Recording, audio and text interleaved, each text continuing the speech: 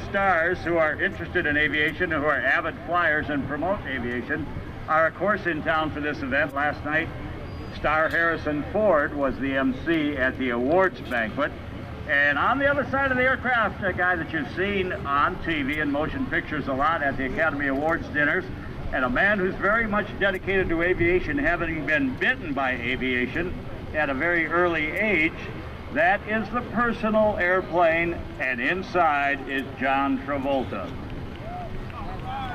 Well, here's what you get if you're a famous movie star. You get a right to own an airplane. And you know, some of you folks with your Dodge cars and trucks, you have a vanity plate, may have your name on it or something pertinent to your profession. Well, we could do the same thing with the registration numbers that the FAA gives us for aircraft. So quite often, an individual will select a series of numbers that are important to him or her for their airplane, and then end up with their initial as the official license or registration number that is outside of every aircraft that we own in the United States and in Canada. So for instance, 2 or 3 letters, and then a couple of, correction, 2 or 3 numbers, and then a couple of letters as well. Well, that one, of course, being an American airplane, our registration all starts with the letter N for November. And of course, it is a Boeing 707, so the number is N707JT, John Travolta. You might buy a Piper Cub for a personal airplane. You might buy something a little faster. You might buy a Beach Bonanza. If you're a famous movie star, you can afford a 4-engine airline. You can afford it. You can fly it around the world. And you can enjoy it in a professional manner. Another dignitary on board as we are making history today. Ladies and gentlemen, aviation brings everybody down to a common plane. Inside that cockpit are a complete crew and a couple of passengers who are nothing more today than people who love flight. Because John Travolta is being joined in the 707 by John Glenn. And you know what? It's first name basis, because they're talking flying. So remember to tell your kids about this in years to come. You youngsters say, yeah, I was there the day in Dayton, 100 years of flight, when the Travolta 707 took off. John Glenn was on board, just enjoying a flight with his pals. Well, if you've been reading about John Travolta and his interest in aviation, he does not take this lightly. There's a community where a lot of our pals live, including some of the members of the Airshow aerobatic team. It's a fly-in community in Florida called Spruce Creek. Homes that are built right on the runway, and you taxi from the runway right up to your personal home and hangar. Well, John hung out there for a while. He had some of the Warbird jets that he used there, as well as a Learjet. Over the years, there was a time he was interested in buying and flying a Lockheed Constellation. And I believe that kind of came and went. The deal maybe went a little sour. The restoration process couldn't get done. But this guy was fascinated with flight as a young kid, and his dream was the heritage of Qantas.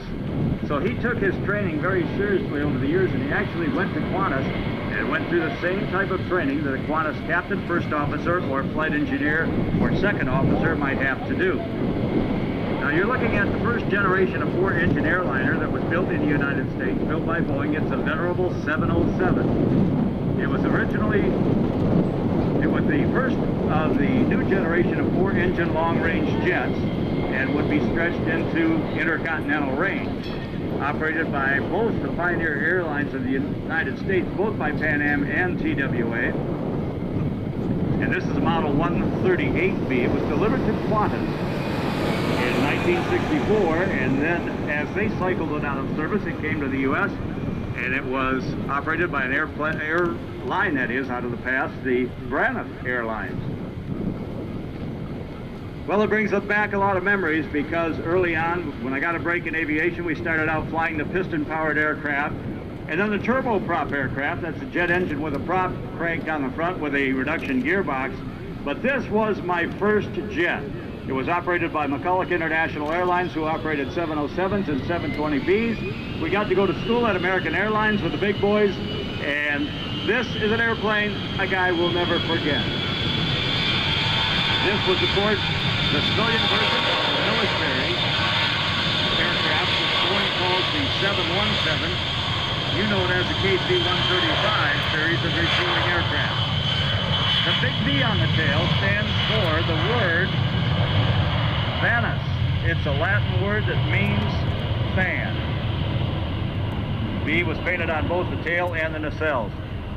By airline standards, this is a very low-time airframe, and we measure the life of airplanes by the amount of hours on the engines and on the fuselage. And this 707 only has 30,000 hours of time in the air. Now, that's very low for a long-range aircraft of this vintage. A lot of the aircraft we're seeing now have 60, 70, 80, 90,000 hours and some even more on them and are still actively flying.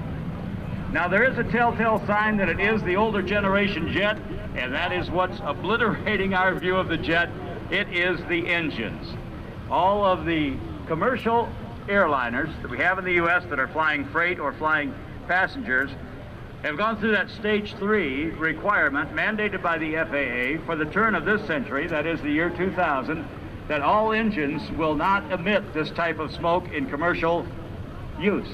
Also, they will have a decibel level or a hush kit on board, or an engine change from perhaps a Pratt & Whitney engine to a GE engine to keep the noise footprint down for the neighbors that surround the airports around North America. Going to give everybody a shot. Oh, look at that in a bank. That is a beautiful sight, banking around. Everybody get your cameras ready. John Travolta, John Glenn, and the crew on board. Oh, this looks so great. Everybody get ready to wave, because Mr. Travolta, you know, he's going to be doing another movie. He might need us in it.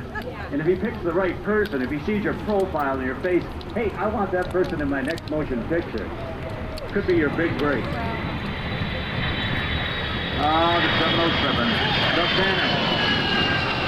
See that point on the top of the tail facing forward? That means it had intercontinental range. One of the identifying features on the 707. The question is asked by a lot of times. Hey, I heard about the 707, the 727, 737, 747, 57, 767, 777. What the heck happened? Where did the 717 go? Well, Boeing calls the military version of this airplane, they designated it as the Boeing 717. Of course, the military has their own designation, so over the years it has been referred to as the KC or EC series of aircraft. Still in use. The military version can still refuel a stealth fighter or a B-2 bomber. Okay, we'll introduce the crew to you. Chief pilot is Doc O'Connor. Ron Creel is one of John Travolta's captains. Great job. Tony Clampett is the flight engineer. Is that a professional flight engineer, Tony is? Okay. He's a two-striper, and Tony Clampett is a generation of flight engineer that perhaps never learned how to fly. Some did, some didn't. But they were most, oh, he flew on Air Force One. Tom Clampett's flight engineer flew on Air Force.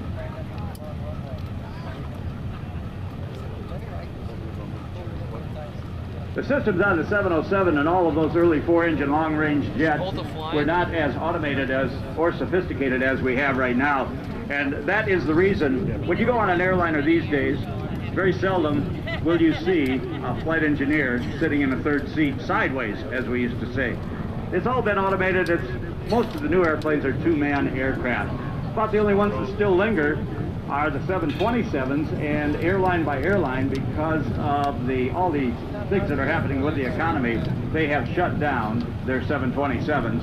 So that means everything in the air is a two-man environment. Okay, high and to your right, once again, your own personal 707. How cool could that be? But then how cool is John Travolta? He was dancing with a de Havilland Vampire for a while, one of his personal airplanes, and that's a jet that came out in 1943 in the United Kingdom. Could be launched from the deck of an aircraft carrier. Had a square tail. Fun to fly. It was a vintage warbird, not particularly fast by these days standards, but he certainly does love his toys. And why work so hard? Why have a great career if you can't enjoy your passion? And John Travolta's passion is aviation. John Glenn and John Travolta taking a... Hey, look at this. They're just taking a Sunday flight. you know, Rob, you and I go up in the Piper Cub, go around, see things, see the lakes, and talk about flying, and that's all that John Travolta and John Glenn are doing. A greaser landing, tough to do. A nice landing. But of course, when the boss is on board, you wanna just take all the time in the world. Reversers come into idle. That's the way they slow the airplane up until about 80 knots or so, mostly with reversers. And no, the engines don't reverse. They only move the direction of the exhaust coming out the back of the engine.